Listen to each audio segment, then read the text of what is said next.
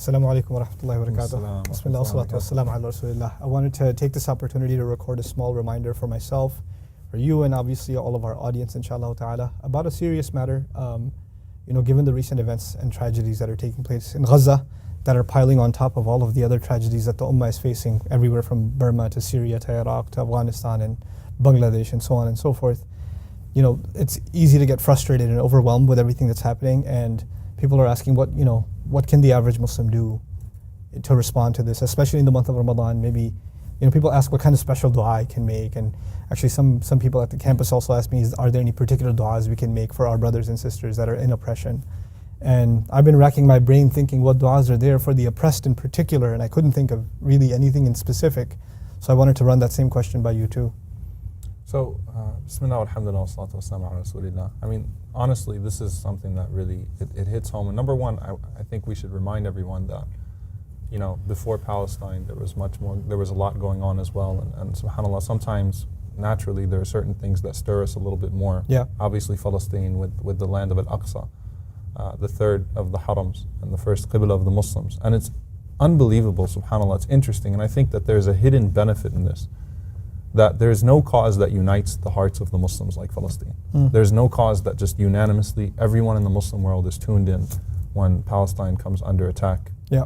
And the hearts of the people, whether it was the Algerian World Cup, salaries being donated towards Gaza and things of that sort. I mean, just everyone's heart naturally feels a special attachment to Palestine.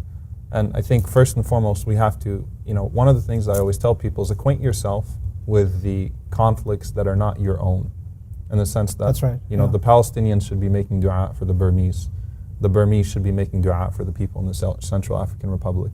They should be making dua for the people in Syria, giving money to people that don't necessarily belong to your cause, that you don't have any tie to, except for the fact that just to reignite a sense of ummah. Absolutely, to reignite that sense of ummah, and I think that's really crucial. As far as the du'as are concerned, the best du'a is the one from the heart in your own language. Yeah. We were having this conversation that, you don't find a precedence for this in the seerah of the Prophet ﷺ, because the ummah was all together. Yep. And we were in a position of power, really. We were in a position of power, absolutely. And so the du'as that were made, you do find sometimes where the Prophet ﷺ made du'a against the oppressors, in his qunut in particular. Yeah. And that's one thing that I'd recommend to people. The qunut is not just to be done in witr, in times of oppression. Actually, the Prophet ﷺ did it in every salah.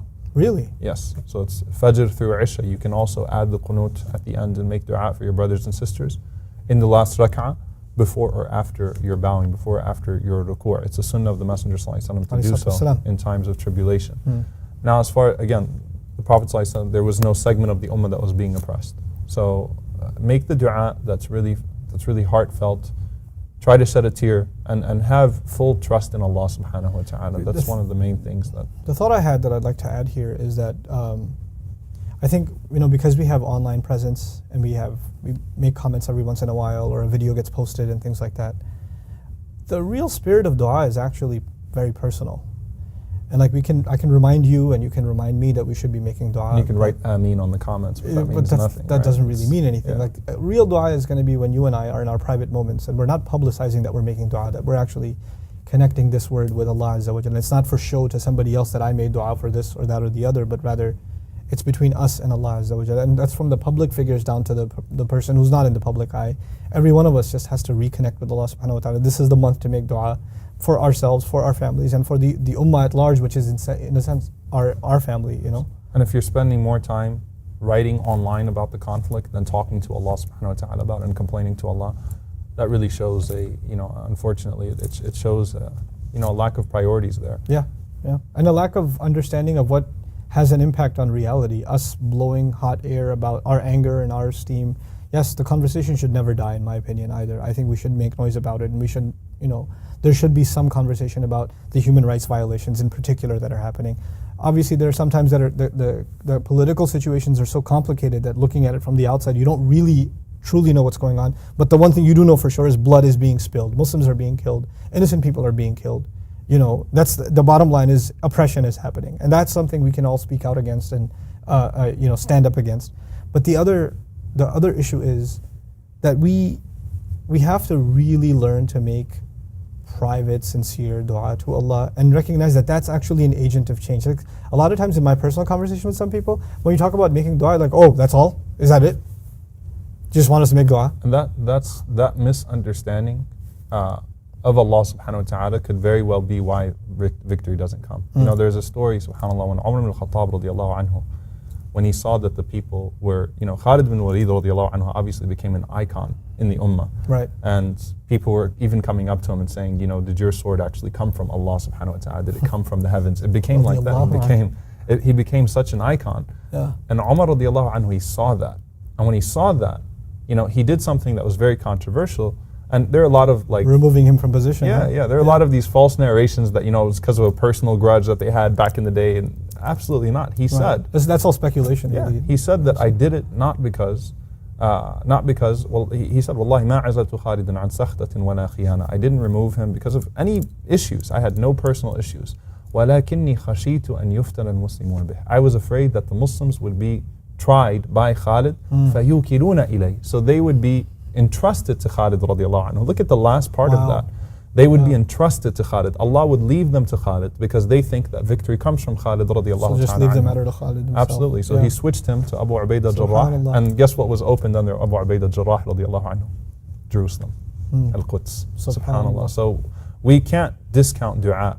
We have to recognize that victory comes from Allah subhanahu wa ta'ala. And it could very well be that your personal dua with Allah subhanahu wa ta'ala in private could be the change that comes to the Muslim world. Like a final comment that I wanted to make is that when it comes to dua and ibadah to Allah Azza wa Jal, it is actually one of the most powerful, indiscriminate forces that Allah has given us. In other words, a lot of people know us, and there's somebody sitting in a masjid somewhere making dua, and nobody knows him.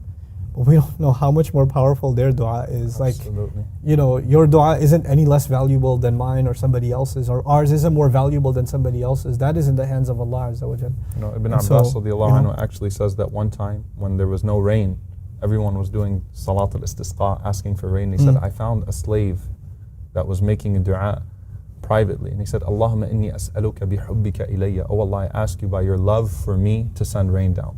And as soon as he made that dua, the rain came down. Subhanallah. Many narrations of that sort where the imams, the sahaba, the tabi'een were making dua and the rain wasn't coming. But it was that private servant of Allah subhanahu wa ta'ala that called upon Allah Azza wa Jalla and was truly beloved to Allah subhanahu wa ta'ala. I just think of the fact that Allah has blessed us with healthy families, children, and the people that we're making dua for that are so far away, and we barely even see any news about them, but we hear about the kinds of horrible things they go through. We're not any more deserving of the peace and tranquility and happiness that we enjoy in this world, and they're not any more deserving of the kinds of things that they're going through, and this is by the qadr of Allah Azza wa Jal. So just seeing the calm state of affairs that our families enjoy should actually remind us of how much more dua we should be making for those who haven't been given those things, and they're being tested by difficulty as much as we're being tested by ease. And they must be a lot stronger people than we are, because Allah only gives people what they can handle. So these are amazing people. May Allah make them strong, and may Allah help them get through this and reward them immensely for the kinds of troubles they're going through. I pray that all of us, inshallah, engage in more sincere dua for the oppressed, and inshallah do whatever we can to help in genuine humanitarian causes that can actually do good and help these people in whatever circumstance that they're going through. Jazakumullahu khairan. Wassalamu alaikum wa rahmatullahi wa barakatuh. Thanks for stopping by. Take care, inshallah.